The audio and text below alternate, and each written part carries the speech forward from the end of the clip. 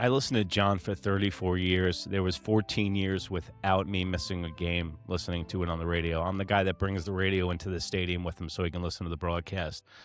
There's nothing better than a broadcast on a summer day, 7:05. Will I thank you, Susan? And you hear his voice overwhelm the airwaves. And you knew life changes all the time, whether it's you lose loved ones, TV shows end, your favorite band breaks up, whatever it is. The one thing I could always rely on was John Sterling. I always had him, no matter what happened. And today he's gone. So this is a celebration of John's life. I'm lucky to be a Yankee fan. I am lucky to have had John Sterling in my life for the last 35 years. And rest in peace, John. And Mike, I know this isn't usually my my vibe today, but it's a rough one. But thanks for joining, man. I appreciate it. And guys, you can see Mike on Instagram, Mike at Pudgy Boy Sports with a Z. The Z is on the sports, not the boys, by the way. So, Mike, how you doing, brother? I'm good, man. Very well said, though. That was beautiful. Just from an outside perspective, if you don't mind, from a Mets fan point of view, when it comes to John Sterling, I could not feel the same things you guys felt. I guess it would be my Howie Rose, but when you just said, it really hit me when you just said, no matter what's going on in your life, no matter what's negative, positive, any issues, money issues, relationship issues, anything, there's certain things in life that'll just always there for you. For me, obviously, it was pro wrestling. No matter what was going on, you could always lock in Monday night and you could know that wrestling was there for you. People pass away and it becomes more sad.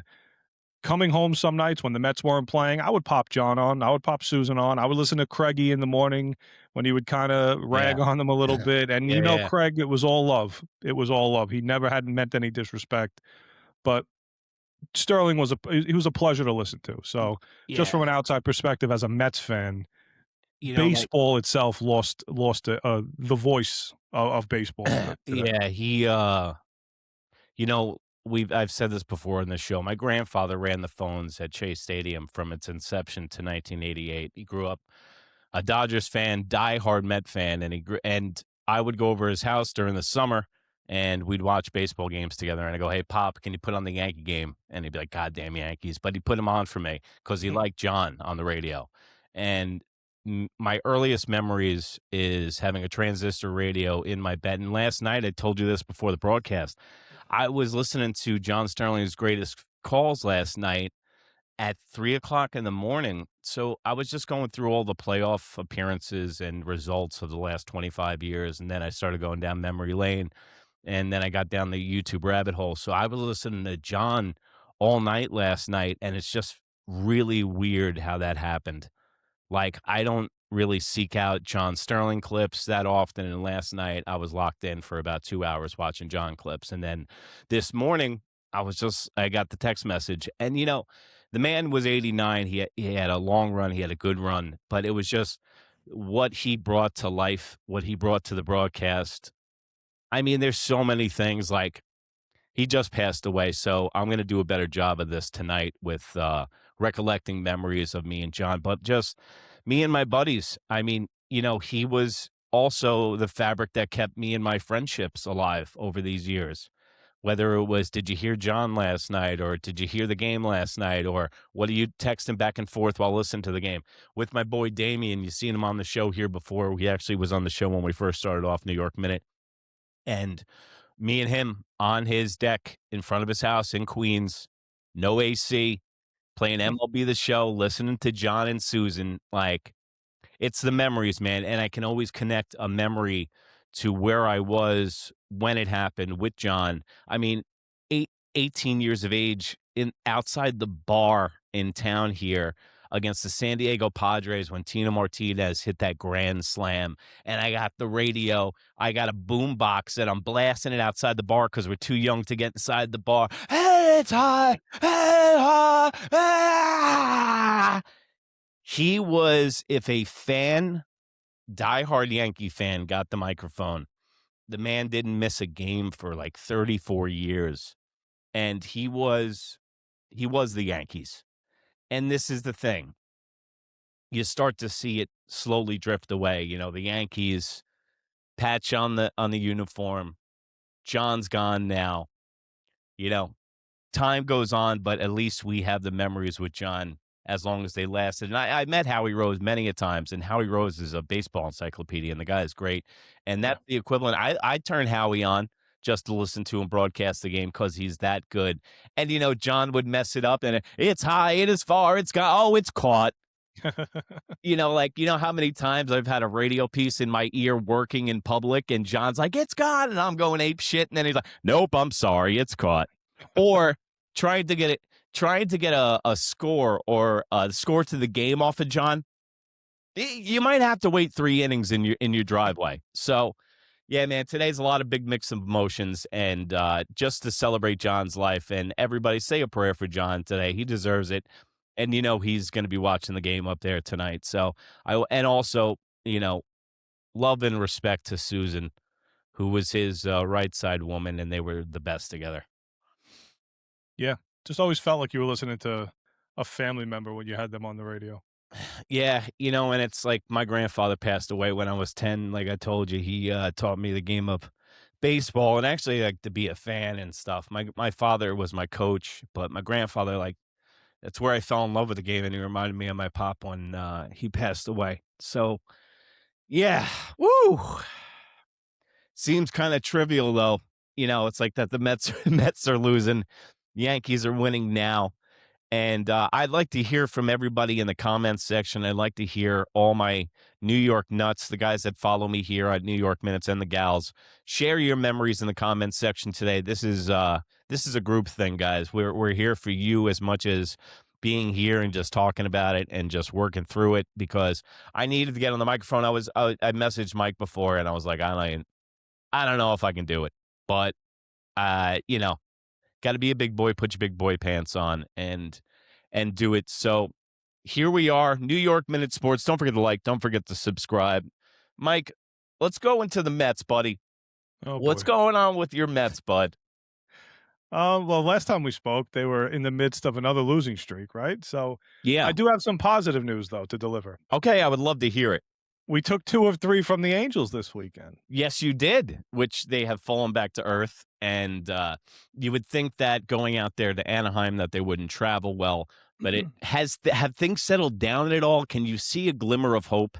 Things are settling down. Although we should have swept them, but I can't get greedy with the wins because wins are far and few between this Met team. I could see some glimmers happening right now. Bo Bichette's starting to swing a better bat.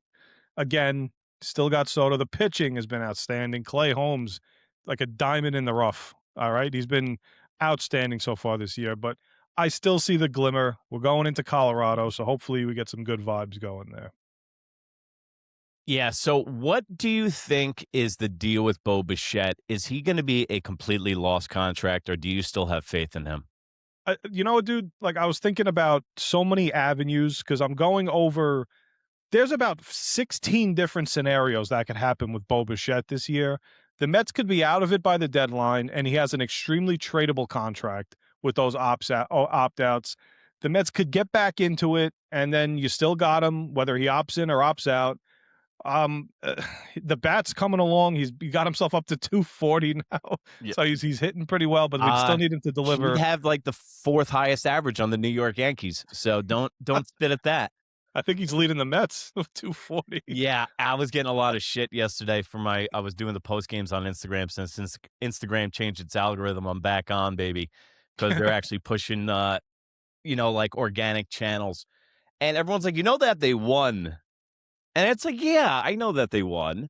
But listen, if you want to stick your head in the sand about the problems about your baseball team, this might not just be the channel for you. I'm sorry. It's like I critically think here. Not a lot of people do. People just want to stick their head in the sand with the New York Yankees. And it's like, I'm going to sit here and I'm still going to think that we have 6 guys in our starting lineup hitting below 215. That's not a good thing.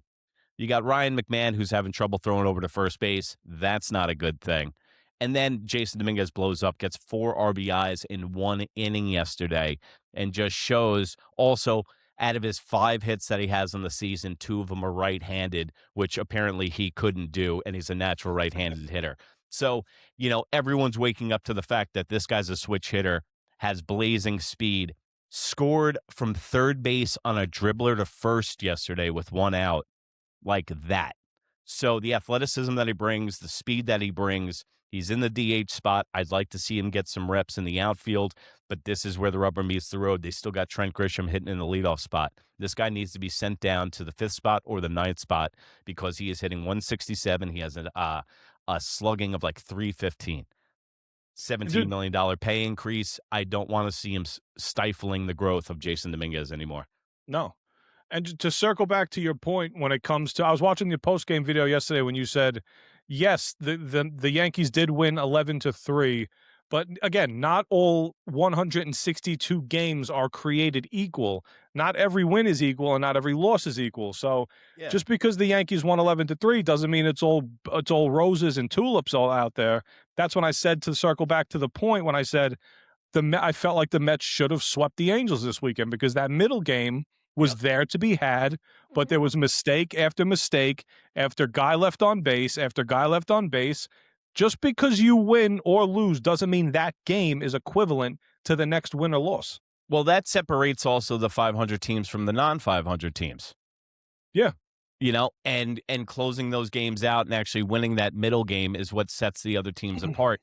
And, a lot of and it's so funny. I go, the score is not indicative of the way that this game went Yeah, down. that's what you And then said. somebody just writes, but the Yankees blew them out. It's like, bro, Yeah. maybe this isn't the right channel for you.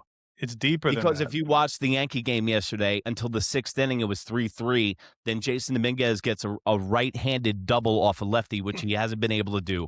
Major boom in the right check column. And then that's when he scores from third on the dribbler to first. Another huge check in the score column. And now it's 4-3, and it's a tight ball game. The Orioles pitcher was pitching well last night. Also, if you want the Yankees to not throw a young left-hander or a young pitcher that they don't know out there. They'll make them look like Sandy Koufax. And then they get this can of beef stew in the 8th inning, and then they start teeing off on this guy who's got an 8 ERA on the Baltimore Orioles.